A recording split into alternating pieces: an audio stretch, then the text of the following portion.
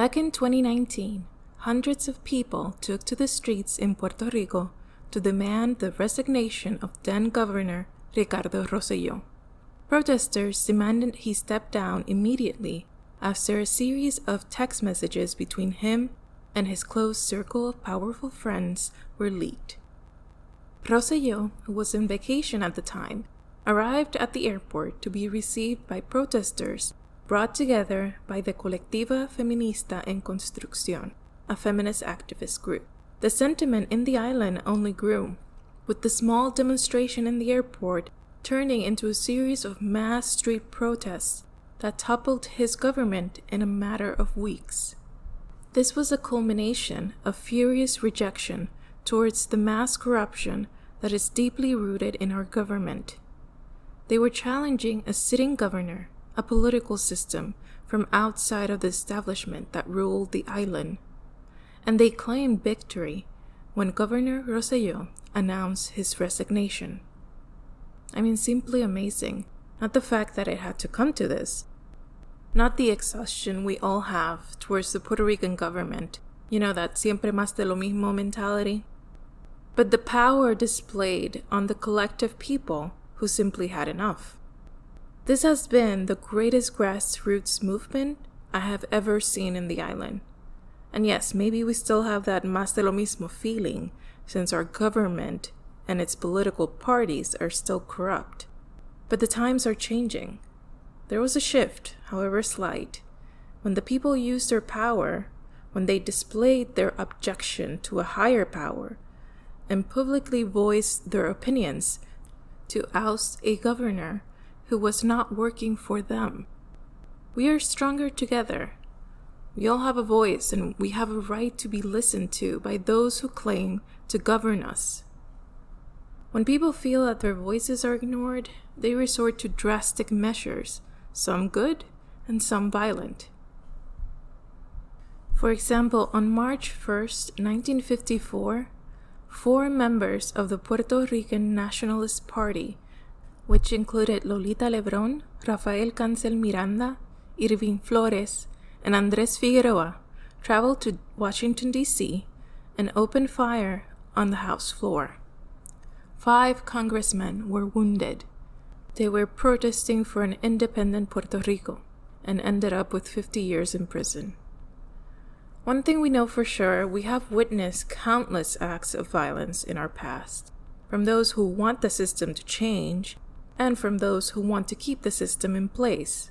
There has been a lot of debate between our Commonwealth, pro-statehood, and independence in the island, which usually culminates in corruption, lies, and many lives lost.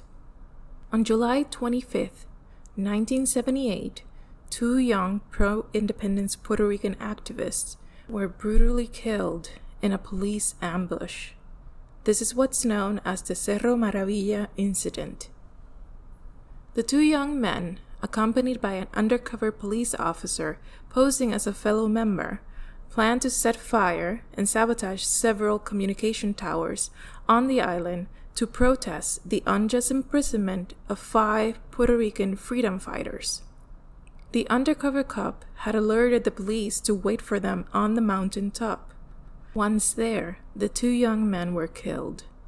Now, this is one of the most controversial events in Puerto Rico's political history, and what followed was a long process of contradictory stories piled on top of a police cover-up.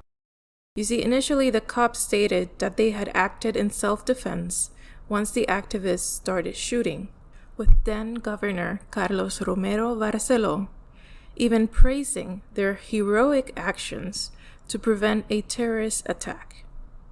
But the truth always comes out, and the holes on the official story prompted the Justice Department and the FBI to perform their own separate investigations. They weren't able to find sufficient evidence of any wrongdoing, but new investigations were performed between 1981 and 1984, which brought to light a plot to assassinate the activists and a possible conspiracy by high-ranking officials to cover up the killings. Now, I've been thinking a lot about protesting lately. especially with everything that's going on in the States. I mean, the Women's March, George Floyd, Black Lives Matter, voting discrimination, elections. I mean, it's a lot. I think when we see people protest on the streets, and please know I'm talking about black and brown protesters, there's always this underlying issue to try to prove who's right, like two sides of the coin. In one, the protesters are violent and seek to vandalize. In the other, the system is corrupt and stacked against the protesters. People always want an angle.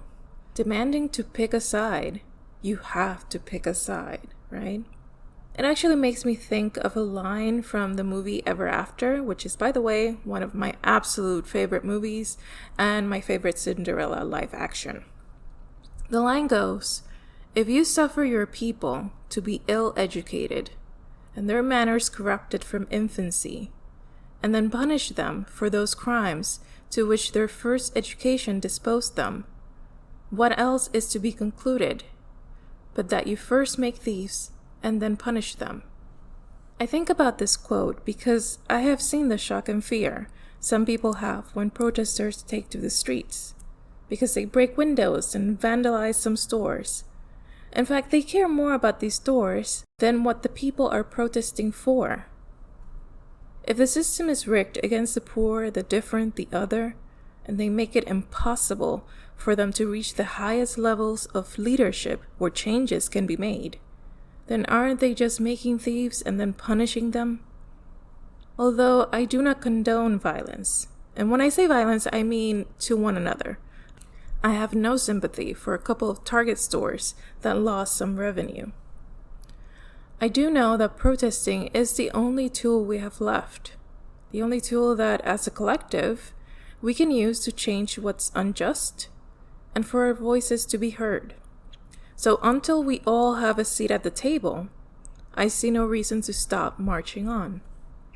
So to close, I leave you with a couple of quotes from attorney, politician, president of the Nationalist Party, and Harvard grad Pedro Albizu Campos.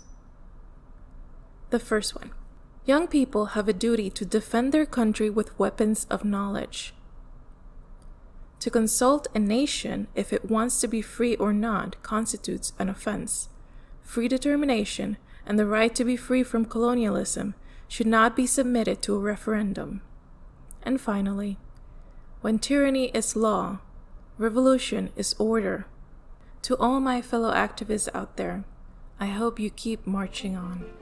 Era su boca un coral, eran sus dientes perlas del mar.